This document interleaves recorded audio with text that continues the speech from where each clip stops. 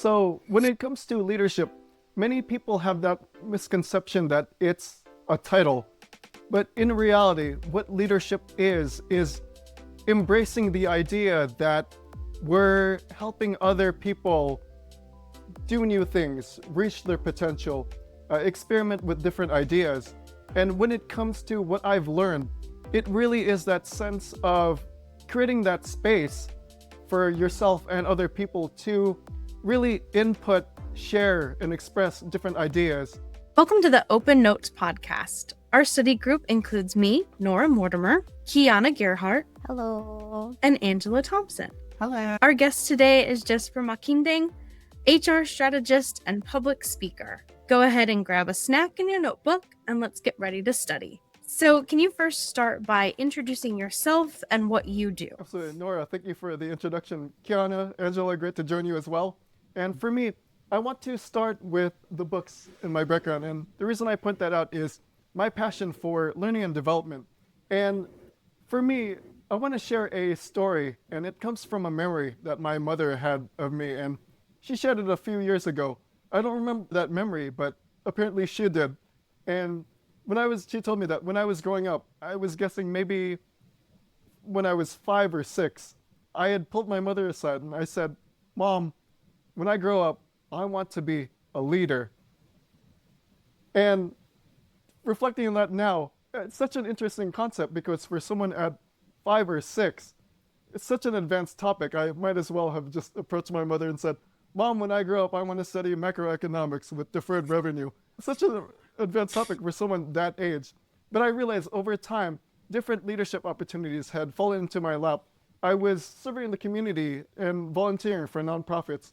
And when I entered the corporate world, I was already managing other people. And throughout the years, I've just learned more about leadership and leading teams and supervising other people. I was inspired by that work. I went back to school for my master's degree in leadership. And then when I went back into the work world, again, just gaining more experiences in this idea of leadership development and managing teams. And when it came to really taking what I've learned and just growing in the world of human resources as well, I wanted to really share that experience with other leaders and help them navigate this world of personal growth and professional development, because the world is moving at such a fast pace. If we're doing the same things, the same patterns, the same habits, and sticking to those routines for a long period, we're going to stay stuck on the same path. There's a saying that I like to share: what got us here won't get us there.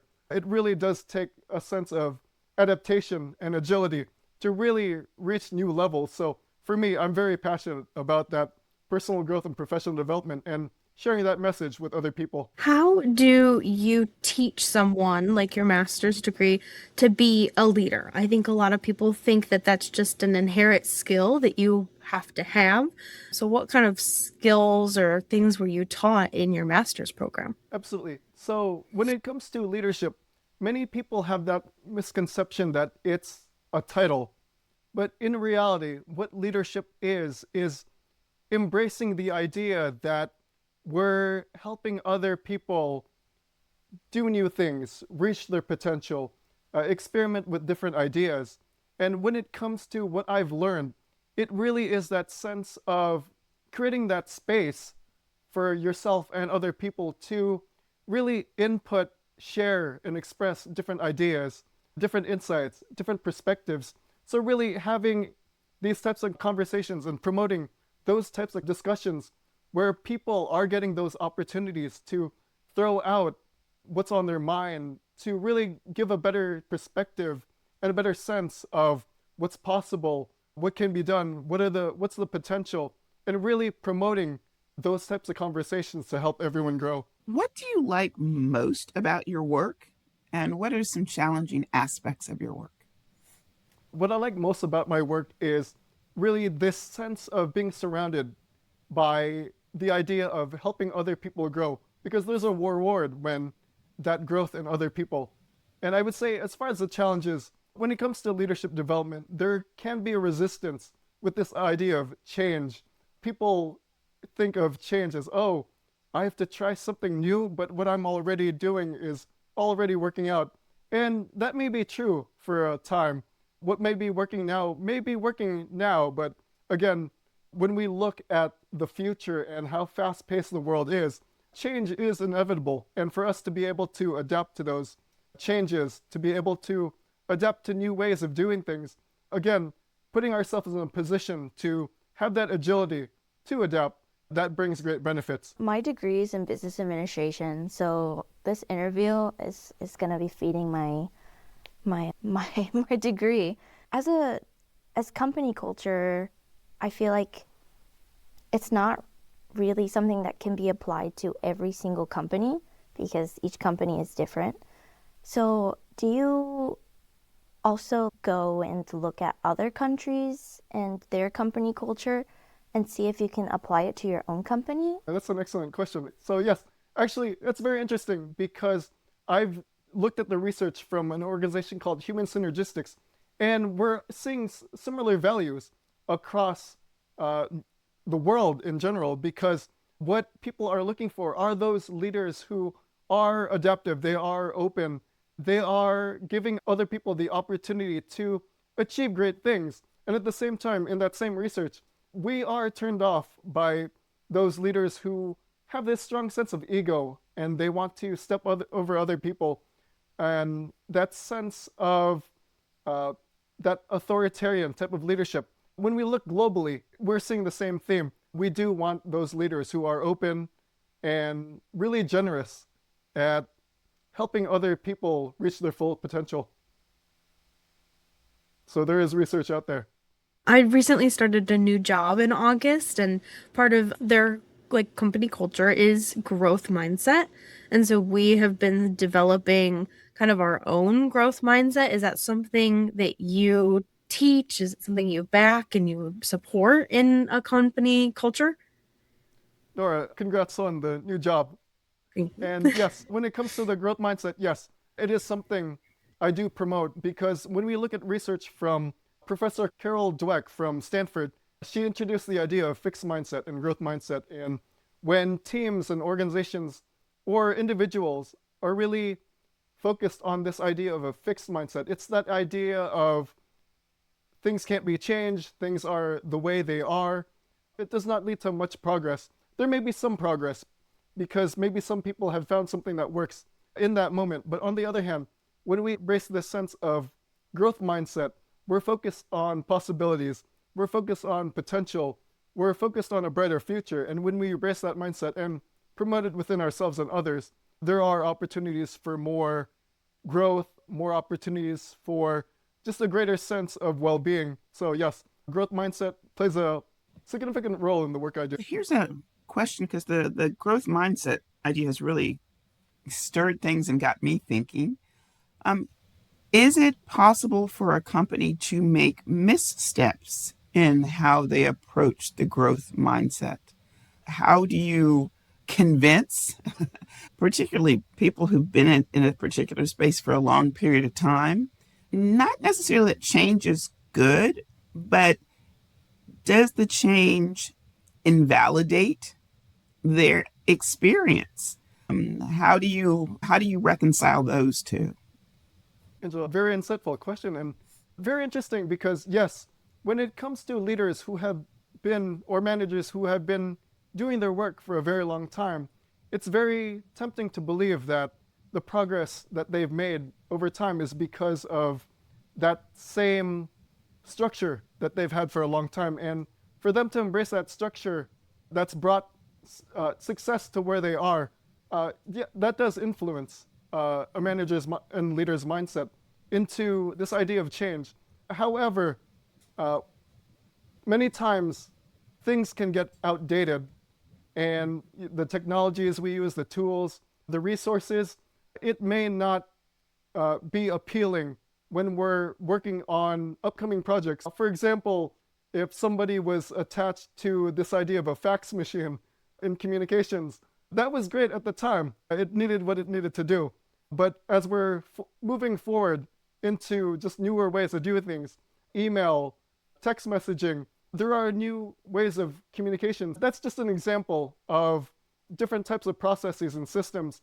So when it comes to a leader who is embracing older ways of doing things, it might not be as efficient as that leader can be. And when we're really promoting the value of adapting and adopting new ways, that's going to give a leader and manager more perspective into why they should embrace this idea of growth mindset. Because again, these systems and processes that have worked in the past have done their job.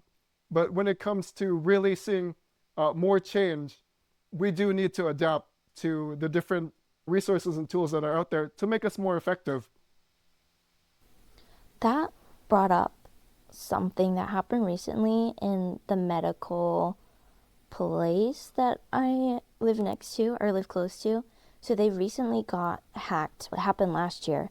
And a lot of the personal information got stolen. This affected the trust of the whole image of the company. And a lot of the companies that work with them for sending referrals, they no longer sent them through email, or they no longer sent them through the original or new ways of communication. And they switched back to these old methods because fax, you can't hack a fax. Or if you do hack a fax, it's not really, if it's different than hacking an email. How in this sense is that when a company did adapt to these new and effective ways, but suddenly they need to pivot back to these old ways, how does that affect company culture? That is very interesting. And especially in that specific case, because they needed something that was less vulnerable to those security threats. And I would say that is very creative. There are creative ways for companies to find solutions to their things. So I would say, yes, as far as new technologies and old technologies, it's not a case of sticking to old ways or new ways. It's more a case of adapting to something that can provide better solutions for your organization. So in the case of that medical facility that's reverting to fax, it's not to say that they're going back to old habits and systems. That actually provided a solution to what they needed a fix for. But when it comes to overall company culture, what I would say is find ways to really develop that efficiency and effectiveness for your organization. But for that medical facility, that was an effective fix because, again, that fax machine is a solution to a very specific solution to a security threat. So they were that was creativity on their part. So I would say, as far as culture, that helped them in what they were trying to achieve. Thinking of creative solutions to modern problems, we're seeing an uptick in burnout and just overall mental health decline. And we, in preparation for the podcast, we're looking at articles about burnout. And one found that a 4-day week for work weeks were having like better workplace balance, less burnout, better sleep, things like that. What have you seen in any of the companies that you work with, discuss with, or when you're doing your own research, have come up with other creative solutions? What are those creative solutions? Absolutely. And yes, that research is out there for those 4-day work weeks. And I would say when it comes to burnout, especially in today's times, what I've discovered is I've learned something from Dr. Scott Page from the University of Michigan. And he did realize that when we look at society today, so many of the things that are out there as far as the projects, inventions, innovations, they're becoming more complex and sophisticated. And that is adding to our workload. What I mean is, let's look at the inventions of the past. And I'll share more about why I'm sharing these examples. In the early days, when we look at early human inventions, when we were cave people, we had the wheel, the spear, stone tools. Very easy for one person to build and organize. When we look at modern times, we're seeing the car, the airplane, the train. It took more people to work together. And these technologies have just become more complex and sophisticated. Fast forward into the future, we're seeing technologies like artificial intelligence, blockchain technology, automation, self-driving cars. And when we look at just the uh, building behind it, they are becoming more sophisticated, more complex, more complicated for one person to handle it on their own. And the reason I'm sharing this is because when we look at this progress, it's putting a lot more on people's plate to really handle on our own. So it is adding to that overwhelm, burnout, and stress. And when it comes to that area, as leaders, the greatest opportunity for us is to promote that sense of well-being.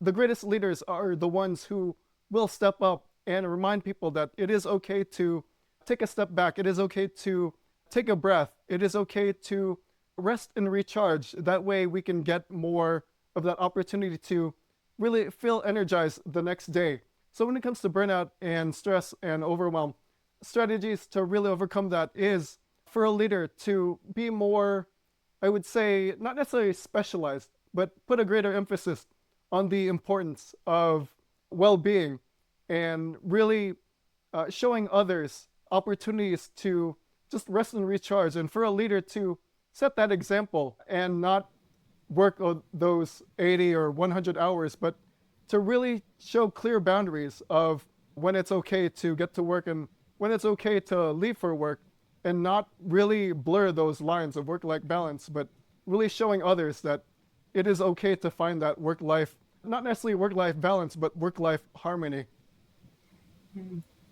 I like the phrase work-life harmony because so often with the word balance, it really feels like you're doing a juggling act. But if you can find a space of harmony, that's a really nice way to approach it. I appreciate that That's right. statement. So, how do you think outsourcing affects a company's culture? Absolutely. And is this outsourcing for a task to other third-party Yeah, organizations?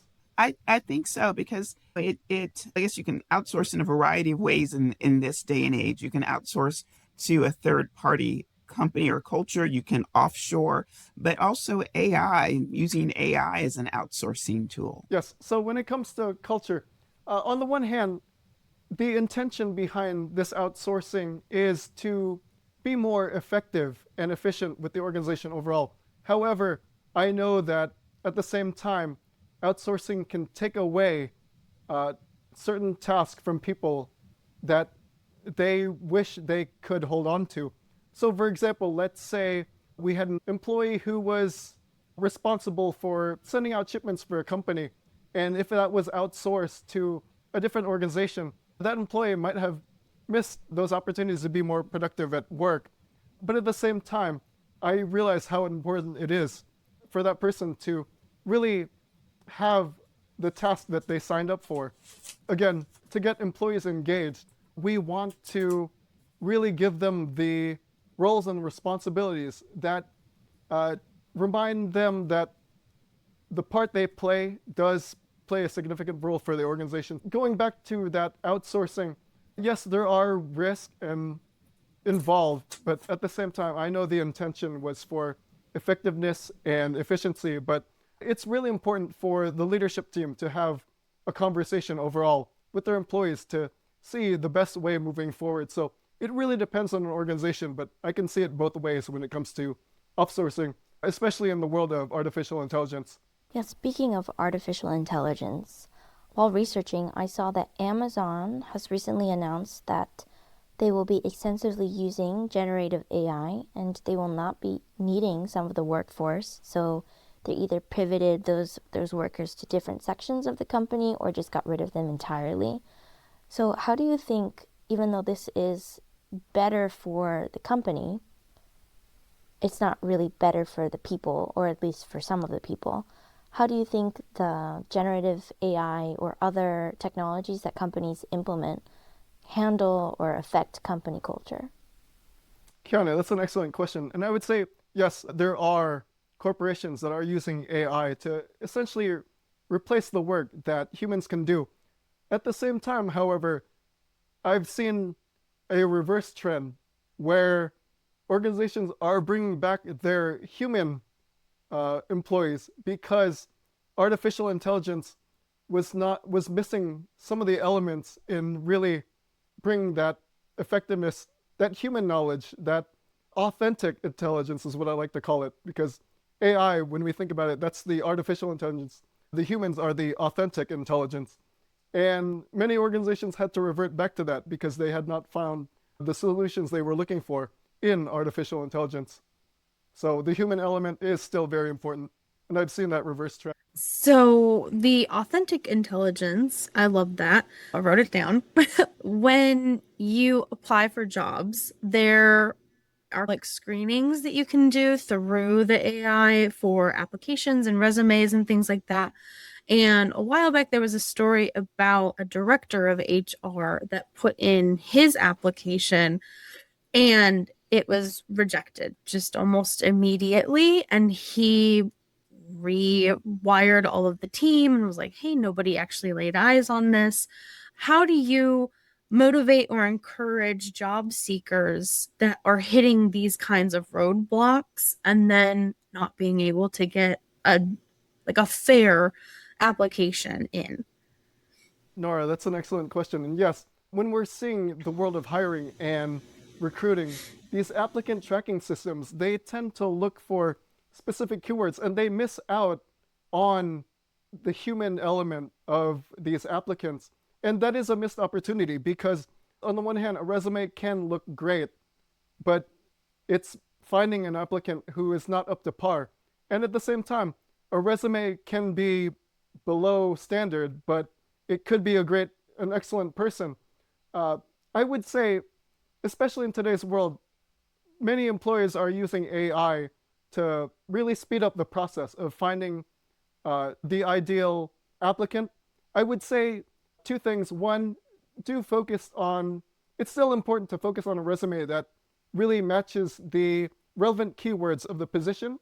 And two, working on our own personal development as well, and making sure we can reach the skills and experiences that are required by the role. Working on the resume and then upgrading ourselves as well to put us in the best position to become the ideal applicant that they're looking for. Oftentimes, there is almost an adversarial relationship between employees at a company and the HR department. And employees can be fearful of HR. How does a company approach that, massage that, improve that, so that employees see HR as someone who's on their side, not someone to be fearful of? Absolutely. In some organizations, HR is seen as that police where people are going to the HR office to really alleviate any people issues, or if there are any employee problems. HR is generally thought of as that department. However, HR should take the opportunity to remind their workforce that human resources is human, and really emphasizing that part. HR has opportunities to really bring on types of programs that really do focus on making the employee better, those learning opportunities, training opportunities, onboarding, really focusing on that learning aspect and that growth aspect to make sure that the employees are developing as better people, instead of the traditional view of HR where it's just solving people problems. It should become a source of people solutions, essentially restoring the human element of human resources. So building better relationships with their workforce and showing that they're there to support their people, instead of being that, again, that police where they're just there for problems. They're there for solutions, learn more about what makes each employee tick. And two parts, setting boundaries. There are employees who prefer not to have too much of that interaction because it can overwhelm them, put too much on their plate, put too much on their mind. I've seen different ways of going about that. There was one organization that I had visited their office, and they actually had different signs on their wall, a red light and a green light. Green light saying, come on in, open a chat, red light saying I'd like to focus on my work. That was one way to approach it. But overall, I would say really establishing those boundaries to ensure that the people who do want that interaction, give them the opportunity. For people who prefer to focus on that work,